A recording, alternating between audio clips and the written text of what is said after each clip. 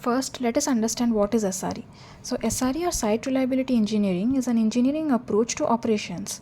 Unlike traditional system administration, SRE is based on the idea that operations work should be treated as a software problem, solvable with coding, automation, and system design. It was pioneered by the Google in the early 2000s when Ben Trenor-Sloss, a Google engineer, coined the term. He defined it as what happens when you ask a software engineer to design an operations team. Coming to the purpose of SRE, SRE ensures that large-scale systems should stay available, that is, users can access them. They should be reliable, that they function as expected. Then it should be scalable, it can handle increasing demand, and it can recover quickly. In case of any failure, it should be able to recover quickly. Now, why is SRE needed? Modern systems are complex, made of microservices deployed across cloud providers with frequent software releases. Ensuring everything works well 24/7 across the globe is no small thing. So, SRE comes into play. SRE helps in handling the system reliability systematically. It also builds tools and automation to reduce the manual work. It also closely works with the development team to align on performance and availability goals. Let us look at an example. Imagine you have an app that's used by 5 million people. On a special day like a new product launch or a big discount sale, millions of users open the app at the same time. But suddenly the app crashes. People can't open it. They can't buy anything and they get frustrated. What happens next? Either some of them will stop using your app forever, some will go to your competitor, your company loses money, and you also lose the trust and reputation. So what does an SRE do to avoid this? An SRE or site reliability engineer prepares in advance to make sure the app doesn't crash. Here is what they might do. First, they can predict the high traffic. They know that during the launches, traffic will be really high. They use auto scaling. They set up the system to automatically add more servers when the traffic increases. They run the load tests. Before the event, they test how many users the app can handle at a time. They set up alerts. If anything goes wrong, like a slow response or high error rate, the SRE is notified instantly. Then they have a recovery plan. If something breaks, they have automated scripts to fix the problem quickly and without manual intervention.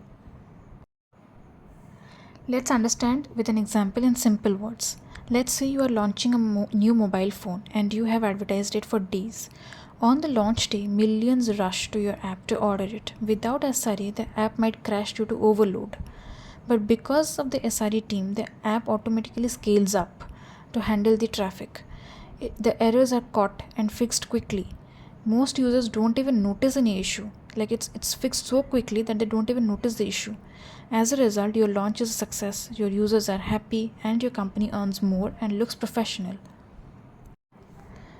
Now, to understand the difference between SRE and DevOps, let us first understand what is DevOps. So, DevOps is a culture and set of practices that emphasize collaboration between the development and the operations team. It aims to deliver software faster and more reliably through continuous integration and continuous deployment, that's CI/CD, infrastructure as code, through automation, and through shared responsibilities. Here is the difference between the SRE and the DevOps in a tabular form. To understand this properly, think of it in a way that DevOps creates the highway for rapid delivery. SRE makes sure there are guardrails, speed limits, and emergency brakes on that highway. For example, a DevOps team sets up Jenkins pipelines for automated deployments. An SRE team adds error budgets to pause the deployments when reliability degrades and sets up auto rollbacks on failure. Now let us understand the core principles of SRE. First is embracing risk. No system is 100% reliable. The question is, how much failure is acceptable? So SREs quantify risk and set boundaries using error budgets.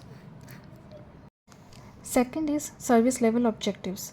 SLOs define what level of service you promise internally. For example, 99.9% uptime per month, or less than 300 ms latency for 95% of requests. The third principle in SRE is eliminating toil. So SREs constantly automate repetitive tasks and manual tasks. called Toil, like server restarts, alert acknowledgements, etc. The next is monitoring and observability. You can't manage what you can't measure. So SREs emphasize setting up metrics, logs, and tracing to observe system behavior. The next principle is automation first. The SRE approach is if a task has to be done more than twice, automate it. This includes deployments, health checks, backups, and failover. The last principle is blameless culture. When incidents happen, the goal is to learn, not blame. SREs focus on root cause analysis and process improvement. Coming to the next concept, let's understand SLI, SLO, and SLA. So first is SLI. SLI is service level indicator. It's a measurement of how well your system or service is performing, a metric that indicates the quality of service. For example, latency, that is response time of an API. Then we have availability, that is uptime of a service. We have throughput, the number of transactions per second. We have error rate, that is the percentage of failed requests.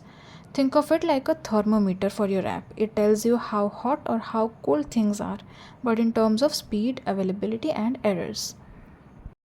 For example, let's say you have a food delivery app. One important SLI might be the percentage of orders that are delivered within 30 minutes. So if out of 1000 orders today, 950 were delivered in 30 minutes, then your SLI is 95%. Now why it matters? SLIs help you track the reliability. If they go below a certain level, it means users are facing issues and action is needed.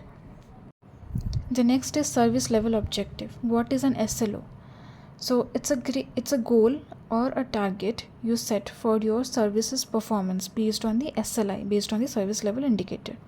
If the SLI is what you measure, the SLO is what you aim for. So for example, let's continue with the food delivering app example. So earlier we had this SLI, the percentage of orders delivered within 30 minutes. Now the SLO would be, we want at least 98% of the orders to be delivered within 30 minutes. So that's our objective or target. So if only 90% of orders are on time, you are not meeting your SLO and it signals a problem.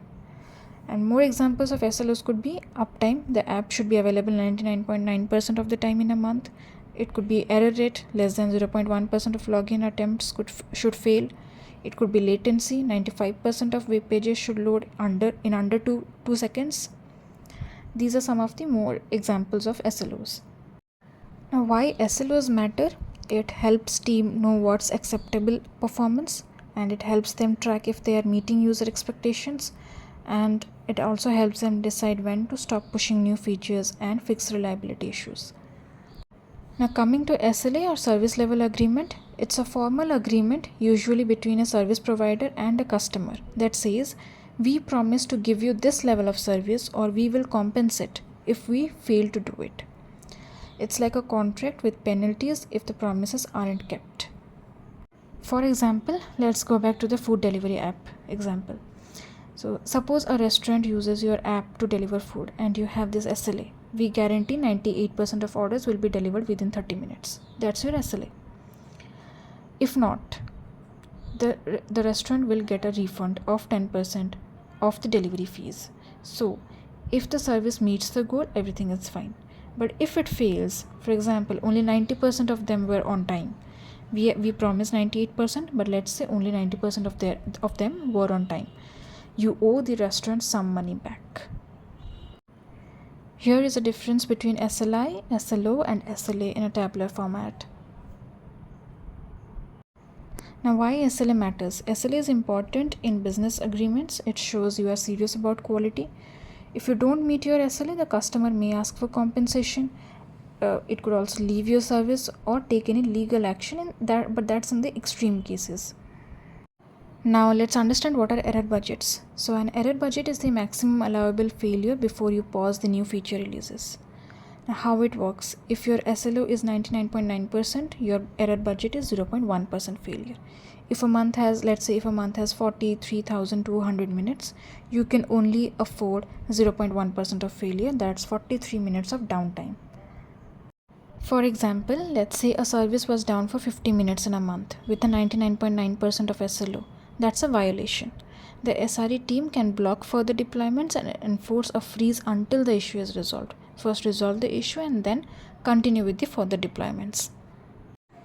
Let us understand what is toil and automation in SRE. So, toil means the repetitive or manual work that keeps the systems running, but it doesn't add long-term value. It's the kind of work that has to be done again and again. It's a manual work and time consuming. It's boring for engineers. It slows down the innovation, and it can and should be automated. Let's see a simple examples of toil.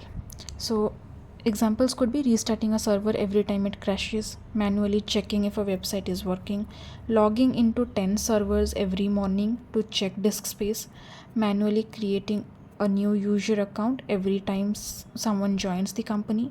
These tasks are necessary, but doing them by hand every time wastes an engineer's time.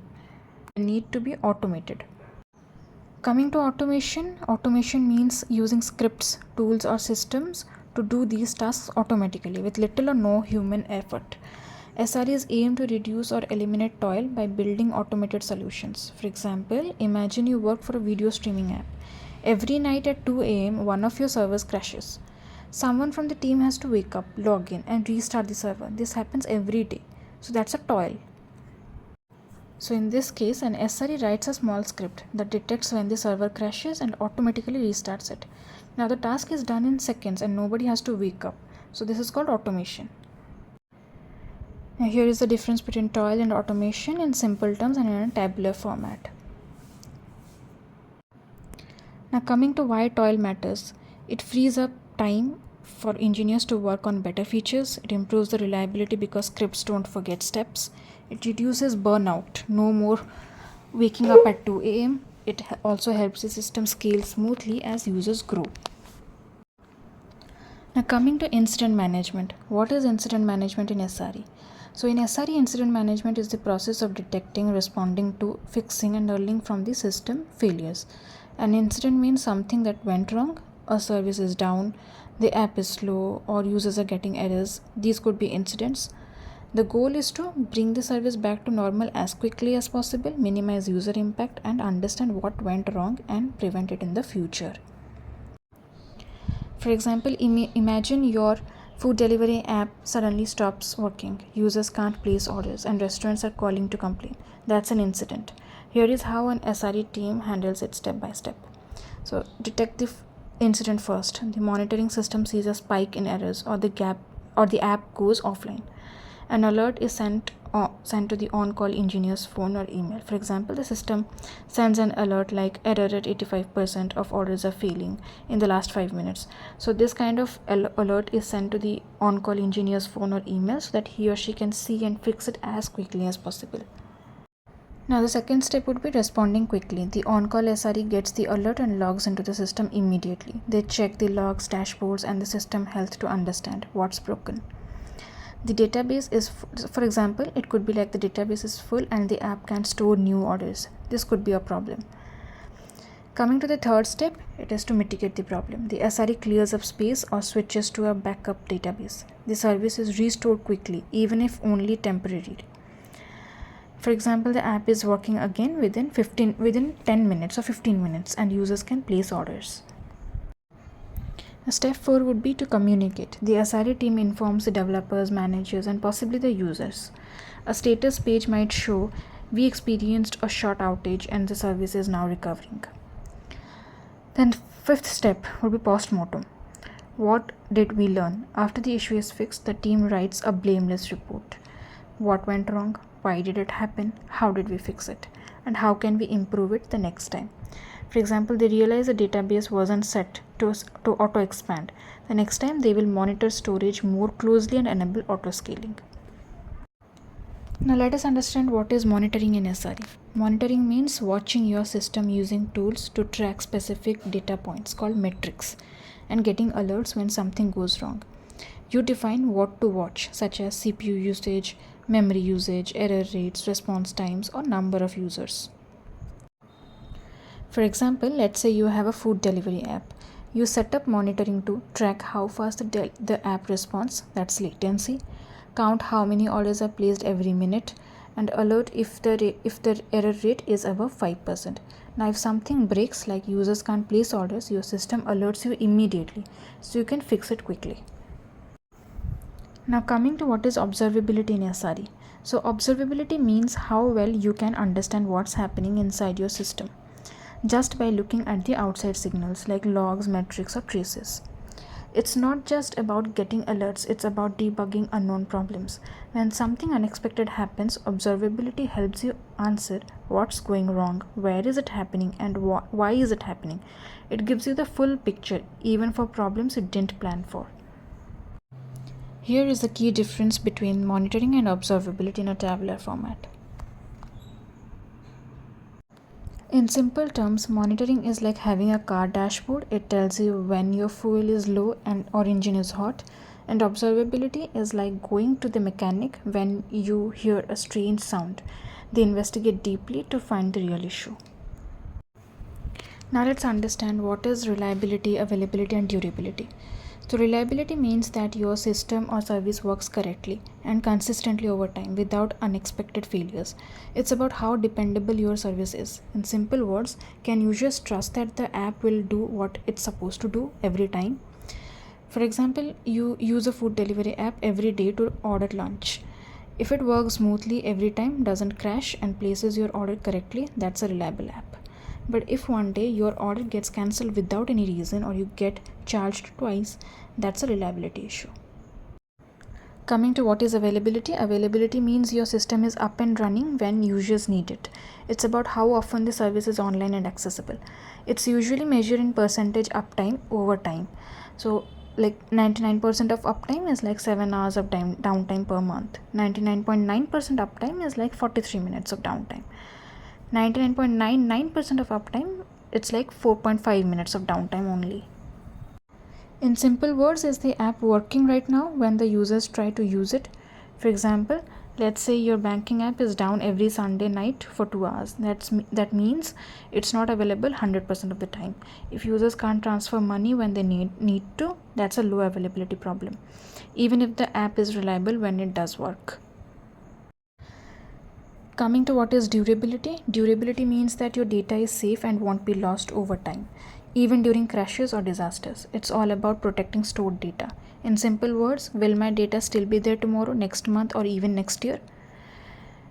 Considering an example, you upload a photo to Google Drive. If it's still there untouched years later, even if their servers were upgraded or repaired multiple times, Google has high durability. But if the file disappears or gets corrupted, that's a durability issue. Let's understand what is capacity planning. So capacity planning means making sure your system has enough resources like servers, storage, or bandwidth to handle current and future traffic or usage without crashing or slowing down. It's about predicting the growth and preparing in advance. In simple words, will our system be able to handle number of users we expect tomorrow, next month, and during a big event? SRE teams analyze current usage, look at the trends, and plan to add or adjust resources before problems actually happen. Now, what is chaos engineering? Chaos engineering is the practice of intentionally breaking parts of your system in a safe and controlled way to see how well it handles failures. In simple words, let's break the system on purpose so we can fix the weaknesses before they break on their own. It helps the teams find hidden problems and makes the system more resilient. I hope this video was helpful. If you like my videos, do like, share, and subscribe to my channel. Thanks for watching.